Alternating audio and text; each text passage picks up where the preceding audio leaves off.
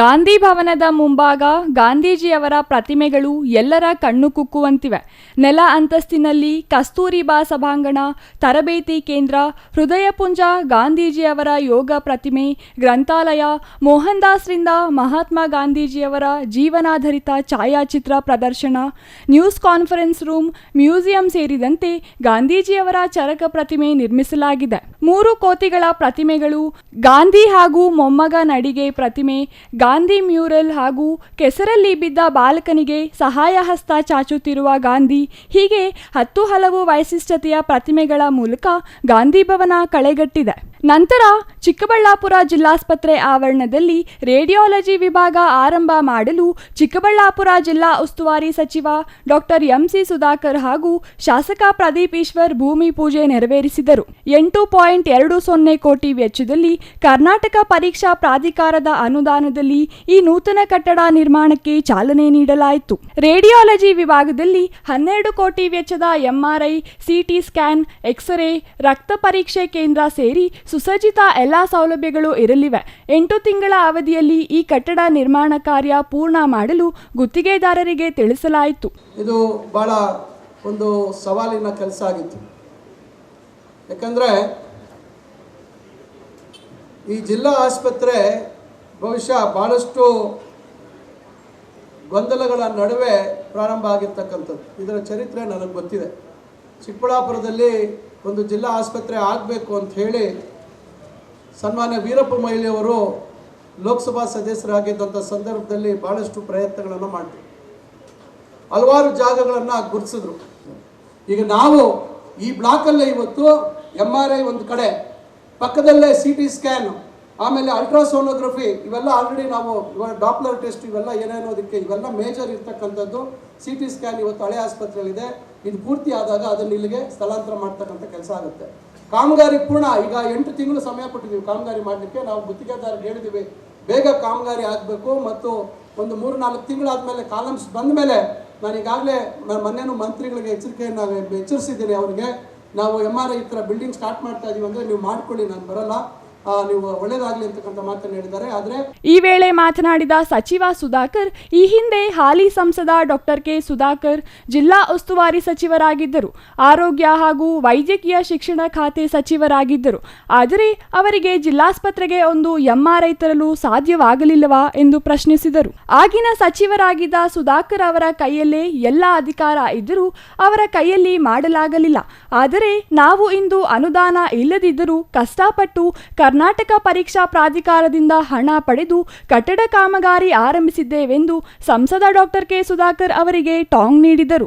Chikkaballapur Nandi medical college ವಿಚಾರದಲ್ಲಿ ಸಂಸದ ಸುಧಾಕರ್ ಹಾಗೂ ಸಚಿವ ಸುಧಾಕರ್ ಮಧ್ಯೆ ಟಾಕ್ ವಾರ್ ಮುಂದುವರೆದಿದೆ.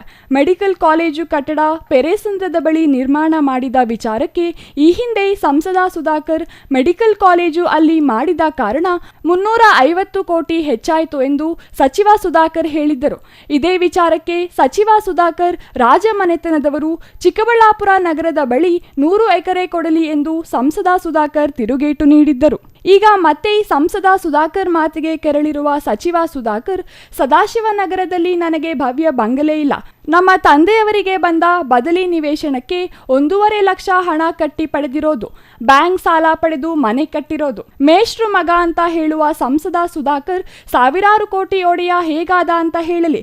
ನಾನು ರಾಜಮನೆತನದವನಲ್ಲ, 4ನೇ ತಲೆಮಾರಿನ ರಾಜಕಾರಣಿ. ನಮ್ಮ ಆಸ್ತಿ ಎಷ್ಟಿದೆ ನೋಡಬಹುದು. ನಮಗ್ಯಾರೂ ಬೇನಾಮಿಗಳಿಲ್ಲ. ನಾನು ಖಾಸಗಿ ಜೆಟ್ಗಳಲ್ಲಿ ಓಡಾಡೋನಲ್ಲ, ಪ್ರೈವೇಟ್ ಬಾಡಿಗಾರ್ಡ್ ಇಟ್ಟುಕೊಂಡವನಲ್ಲ, ರಿಯಲೆನ್ಸ್, ಕೋವಿಡ್ ಇದ್ಯಾವುದೂ ನಾನು ಮಾಡಿದವನಲ್ಲ, ಸಾವಿರಾರು ಕೋಟಿ ಜಮೀನು ಮಾಡಿದವನಲ್ಲ. ರಾಜರ ತರ ಗಾಂಭೀರ್ಯ ಪಟ್ಟ ಇಟ್ಟುಕೊಳ್ಳದೆ ಅಧಿಕಾರ ಮಾಡ್ತಿರೋದು ನೀವು. ಸಂಸದ ಸುಧಾಕರ್ ಬಾಯಿಗೆ ಮೆದುಳಿಗೆ ಸಂಬಂಧ ಇಲ್ಲ. ಗಾಳಿಯಲ್ಲಿ ಗುಂಡು ಹೊಡೆಯೋದು ಬೇಡ. ನಾನು ಮುಕ್ತವಾಗಿ ಚರ್ಚೆ ಮಾಡಲು ಸಿದ್ಧ. Come to the point, speak about the subject ಅಂತ ಸಂಸದ ಸುಧಾಕರ್ಗೆ ಸಚಿವ ಸುಧಾಕರ್ ಸವಾಲು ಹಾಕಿದರು. ನಾನು ಯಾವತ್ತೂ ರಾಜರ ಮನೆತನ ಅಂತ ಹೇಳಲಿಲ್ಲ. ನನಗೆ ಸದಾಶಿವನಗರದಲ್ಲಿ ನನಗೆ ಭವ್ಯವಾದಂಥ ಬಂಗಲೆ ಇಲ್ಲ.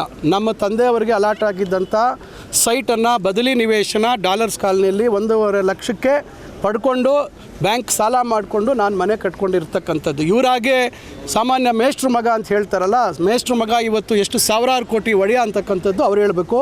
ನಾನು ಯಾವತ್ತೂ ರಾಜಮನೆತನದಿಂದ ಬಂದಿಲ್ಲ, 4ನೇ ತಲೆಮಾರಿನ ರಾಜಕಾರಣಿ. ನಮ್ಮ ಆಸ್ತಿ ಪಾಸ್ತಿ ಎಷ್ಟಿದೆ ಅಂತಕ್ಕಂಥದ್ದು ನೋಡ್ಬೋದು. ನನಗೆ ಯಾರು ಬೇನಾಮಿಗಳಿಲ್ಲ, ಬೇನಾಮಿಗಳ ಹೆಸರಲ್ಲಿ ನನಗಿಲ್ಲ. ನಾನು ಪ್ರೈವೇಟ್ ಜೆಟ್ಗಳಲ್ಲಿ ಓಡಾಡಲಿಲ್ಲ, ಬೇರೆ ಬೇರೆ ಪ್ರೈವೇಟ್ ಬಾಡಿ ಗಾರ್ಡ್ಸನ್ನು ಇಟ್ಕೊಂಡಿರಲಿಲ್ಲ, ಏನೂ ಇಲ್ಲದಾಗ ಕೂಡ ಇಟ್ಕೊಂಡಿರಲಿಲ್ಲ. ಯಾವ್ಯಾವ ರಿಲಯನ್ಸು ಮತ್ತೊಂದು ಮಗದೊಂದು ಇನ್ನು ಕೋವಿಡ್ಡು ಇವ್ಯಾವುದು ನಾವು ಮಾಡಿರ್ತಕ್ಕಂಥದ್ದಲ್ಲ. 1000 ಕೋಟಿ 1000 ಎಕರೆ ಮತ್ತೊಂದಲ್ಲ. ಕಣ್ಣು ಮುಂದೆ ಬದ್ಧತೆ ಇದ್ದಿದ್ದರೆ ಅವತ್ತಿನ ಜಿಲ್ಲಾಧಿಕಾರಿಗಳನ್ನು ಕಳಿಸಿ ಚಿಕ್ಕಬಳ್ಳಾಪುರ ಸುತ್ತಲೂ ಎಲ್ಲಿದೆ ಸರ್ಕಾರಿ ಜಾಗ ತೆಗೀರಿ, ನನಗೆ ಮಾಹಿತಿ ಕೊಡಿ ಅಂತ. ಇವತ್ತು ನಮಗೆ ಹೇಗೆ ಸಿಕ್ತು, ನಮಗೆ ಗಮನ ಹೇಗೆ ಬಂತು? ಬರೀ ಅಲ್ಲೊಂದು ಮಂಚನ ಬೆಲೆಗೆ ಹೋಗುವಂಥ ರೋಡಲ್ಲಿ ಆ ಕೆರೆದು ಮಾತ್ರ ನಾವು ಅದನ್ನು ಗ್ರೌಂಡ್ ಮಾಡೋಣ ಅಂತ ನೋಡಿದ್ವಿ. ಕಡೆ ಕೆರೆ ಅಂತ ಗೊತ್ತಾಗ ಸುಮ್ಮನೆ ಆದ್ವಿ. ಇದು ಜಾಗ ಇವತ್ತು 40 ಎಕರೆ ಇತ್ತು ಇವತ್ತು. ಅದಕ್ಕೆ ರಾಜಮನೆತನ ಅಂತ ನಾನು ಹೇಳಿಲ್ಲ. ಇವತ್ತು ರಾಜರ ಥರ ನಡ್ಕೊಳ್ತಾ ಇರ್ತಕ್ಕಂಥದ್ದು ಏನೋ ರಾಜರದ ಒಂದು ಪಟ್ಟ ಇಟ್ಕೊಂಡಿಲ್ಲ ಅಷ್ಟೇ. ಆ ಶೈಲಿ, ಆ ಗಂಭೀರತೆ, ಮೊನ್ನೆ ಏರ್ಪೋರ್ಟಲ್ಲಿ ಬೌನ್ಸರ್ಗಳು ಇವೆಲ್ಲ ಯಾರು ಮಾಡ್ತಾ ಇರುವಂಥದ್ದು? ಯಾರಿಗೆ ಇವತ್ತು ತಮ್ಮ ಮೇಲೆ ತಮಗೆ ನಂಬಿಕೆ ಇಲ್ದಿರತಕ್ಕಂಥ ರೀತಿಯಲ್ಲಿ ನಡ್ಕೊಳ್ತಾ ಇರ್ತಕ್ಕಂಥ. ಅದರಿಂದ ನೀವೆಲ್ಲ ಸ್ವಲ್ಪ ಇವರು ದೂರ ಇರಲಿ. ರಾಜಕಾರಣ ಮಾತಾಡೋಂಥ ಸಂದರ್ಭದಲ್ಲಿ ಅವ್ರು ಬೇಡ ಅಧಿಕಾರಿಗಳು. ಅದರಿಂದ ಇವತ್ತು ಅವರು ಬಾಯಿಗೆ ಮೆದುಳಿಗೆ ಸಂಬಂಧ ಇಲ್ಲ. ಅವ್ರಿಗೆ ನಾನು ಭಾಳಷ್ಟು ಪ್ರಶ್ನೆಗಳನ್ನು ಕೇಳಿದ್ದೆ. 2000 ಎಕರೆ ಮಂಚೇನಹಳ್ಳಿಯಲ್ಲಿ ಇದೆ ಅಂತ ಹೇಳಿದರು.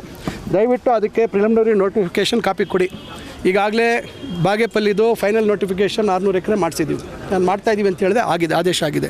ಚಿಂತಾಮಣಿದು 336 ಎಕರೆ ಆಗಿದೆ.